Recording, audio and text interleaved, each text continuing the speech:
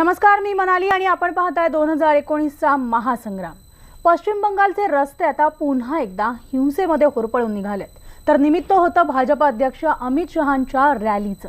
मात्र त्याला खरी किनार होती ती तृणमूल आणि भाजप या दोन टोकाच्या विचारसरणींमधल्या कडव्या वादाची।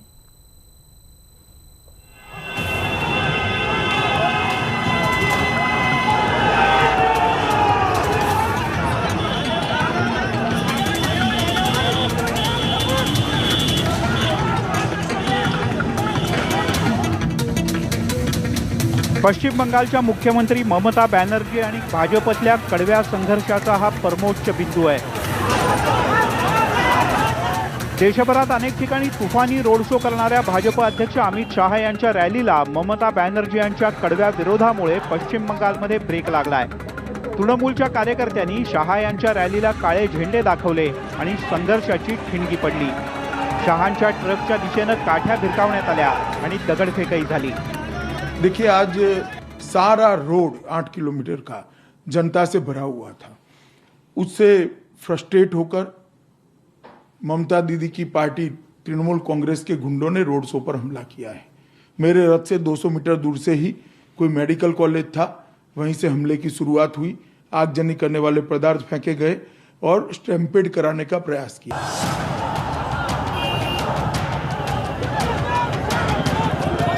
7 किलोमीटरच्या रोड शोला सुरुवातीला परवानगी नाकारली, पण अखेरच्या क्षणी मात्र प्रशासनाने परवानगी दिली।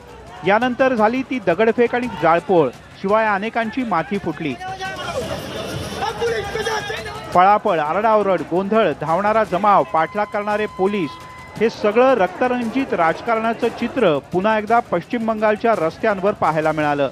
ये इनका कल्चर है, यही ये दिखा रहे हैं जो इसे भारतवर्ष में करते आ रहे हैं, यहाँ पे भी वही करना चाह रहे हैं। उनके पीछे जो उन्होंने हम पे हमला किया वो कोई राजनीतिक कर्मी कम गुंडे ज्यादा थे। हम यहाँ पर जा रहे हैं गैलरी में, वो ईट फेंका था, मेरा माथा फाट के देखिए पूरा। क्या गुंडाराज है, क्या गुंडाराज है। अमित शाह का जब रैली आ रहा था, उनके पीछे जो उनके चाहने वाले या जो बोलिए उनके समर्थक सब थे, वो लोग आके हम लोग पे हमला किए, चढ़ाव हुए। हम लोग का गेट बंद था कॉलेज के अंदर, हम लोग शांतिपूर्ण प्रतिवाद जना रहे थे। वो लोग हाथ ऐसे दौड़ के आए, हाथ ऐसे करके सब लड़कियों को ये किए, लड़का को किए। वहां जाके जितना भी लड़का लोग है सबको मारा। निवडणुका आणि हिंसा हे पश्चिम बंगालमध्ये जणू समीकरणच बनलंय। पण दोन कडव्या विचारसरणींमधला हा संघर्ष नेमक्या कोणत्या वळणावर जाऊन पोहोचणार याचं उत्तर सध्या तरी कोणाकडेच नाही। Bureau report, news 18 Lokmat. EVM मशीनवरनं सुद्धा आपण अनेक वाद पाहिलेत, पण आता ईव्हीएम वरून पवार कुटुंबातच मतभेद असल्याचं स्पष्ट झालंय। ईव्हीएम हा चिंतेचा विषय असल्याचं शरद पवार म्हणतात, तर दुसरीकडे अजित पवारांनी ईव्हीएमला क्लीन चिट दिली आहे। ईव्हीएमच्या मुद्द्यावरून देशभरात अनेकदा गदारोळ झाला, पण याच ईव्हीएमनं आता पवार कुटुंबात सुद्धा वेगवेगळी मतं तयार झाल्याचं दिसतंय।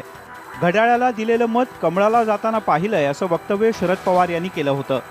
बारामतीत सुप्रिया सुळे यांचा पराभव झाला तर लोकशाहीवरचा लोकांचा विश्वास उडेल अशा शब्दात शरद पवार यांनी ईव्हीएमवर अविश्वासच व्यक्त केला।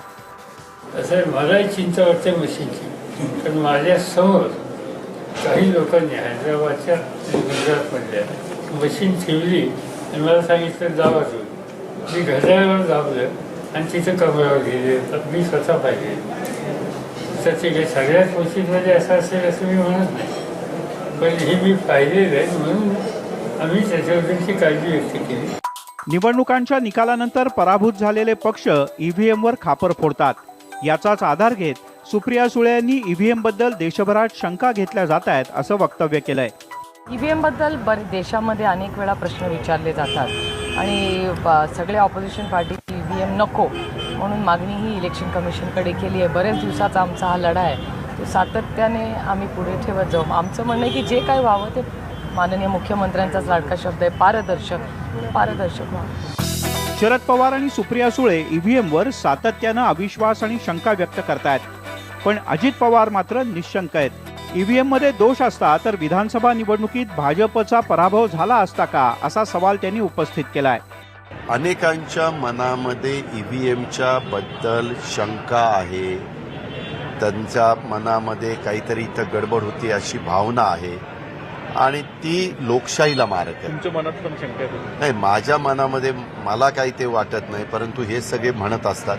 माझं म्हणणं जर तिशी शंका असती तर 5 राज्य त्यांच्या हातनं निघून गेली नसती, ज्या विधानसभेच्या निवडणुका मधल्या काळात झाल्या. निवडणुकीचा निकाल 23 तारखेला लागणार आहे, पण निकालानंतर नेते काय प्रतिक्रिया देणार याचा अंदाज नेत्यांच्या वक्तव्यावरून आत्ताच येऊ लागलाय. अद्वैत मेहता, न्यूज 18 लोकमत, पुणे.